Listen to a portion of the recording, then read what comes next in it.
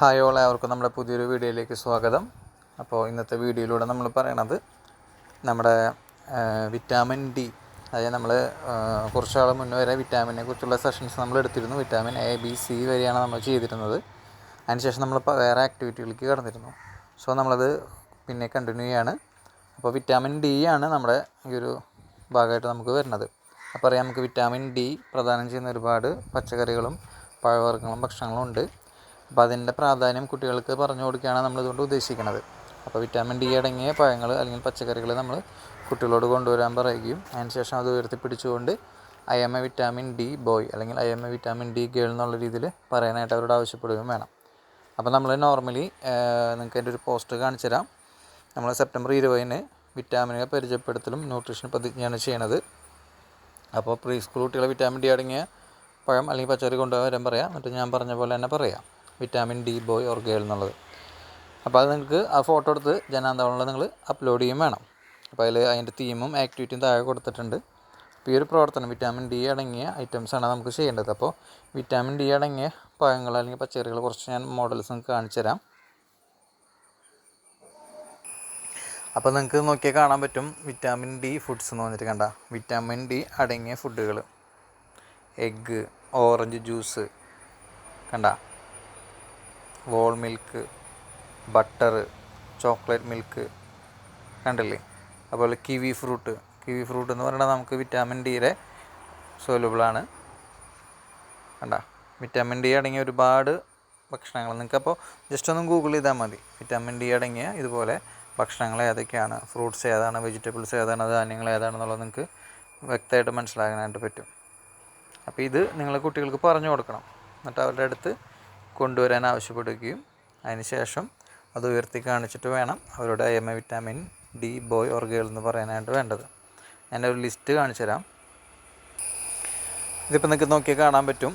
Mushrooms, vitamin D അടങ്ങിയ fruits, mushrooms, bananas, അല്ല fix, orange, avocado, broccoli, kiwi, milk, അല്ല ഇതൊക്കെ വിറ്റാമിൻ ഡി അടങ്ങിയ ഐറ്റംസാണ്. ഇനി അതിനകത്ത് കുറച്ചുകൂടി കൂടുതലായിട്ട് വരുന്നത് ഞാൻ കാണിച്ചു തരാം. അതായത് വിറ്റാമിൻ ഡി അടങ്ങിയ ഫുഡ്സ്. അപ്പോൾ നിങ്ങൾ ഈ ഒരു പ്രവർത്തനം ചെയ്യുമ്പോൾ കുട്ടികളുടെ അടുത്തത് കൊണ്ടുവരാൻ ആവശ്യപ്പെടും. അപ്പോൾ ബനാന നമുക്ക് കൊണ്ടുവരാൻ പറയാൻ പറ്റുന്ന എളുപ്പത്തിലുള്ള ഒരു ഫ്രൂട്ടാണ്.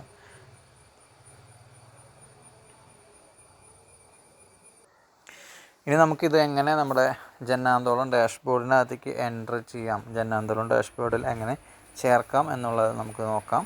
അപ്പോൾ അതിന് വേണ്ടിയിട്ട് നിങ്ങൾ നോർമലി ഗൂഗിളിൽ പോയിട്ട് ജന്നാന്തോളിൽ കയറാം.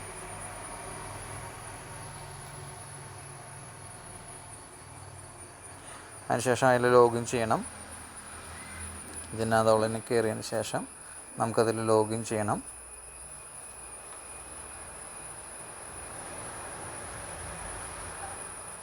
യൂസർ നെയിമും പാസ്വേഡും കൊടുത്ത് ലോഗിൻ ചെയ്യുക.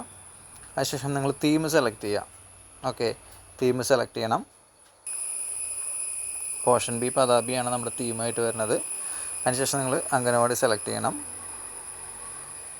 അതിനുശേഷം നമുക്ക് ആക്ടിവിറ്റി സെലക്ട് ചെയ്യണം. അപ്പോൾ pre school readiness activity celebrating coming age of age, കണ്ടില്ലേ താഴെ നിന്ന് മൂന്നാമത്തെ, അത് നിങ്ങൾക്ക് സെലക്ട് ചെയ്യാം. അല്ലെങ്കിൽ നിങ്ങൾക്ക് അതർ എന്നുള്ളൊരു ഓപ്ഷൻ നിങ്ങൾക്ക് സെലക്ട് ചെയ്യാനായിട്ട് പറ്റും. മനസ്സിലായോ? അപ്പോൾ ഇതിൽ നിങ്ങൾ ഇതുമായിട്ട് ബന്ധപ്പെട്ട കാര്യങ്ങൾ സെലക്ട് ചെയ്യണം, ആക്ടിവിറ്റീസ്.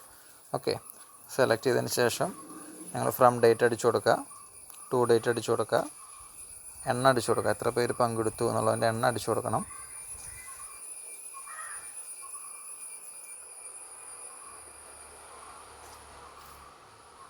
അതിനുശേഷം നിങ്ങളവിടെ ഫോട്ടോ അപ്ലോഡ് ചെയ്യുക. അതിനുശേഷം വിറ്റാമിൻ ഡി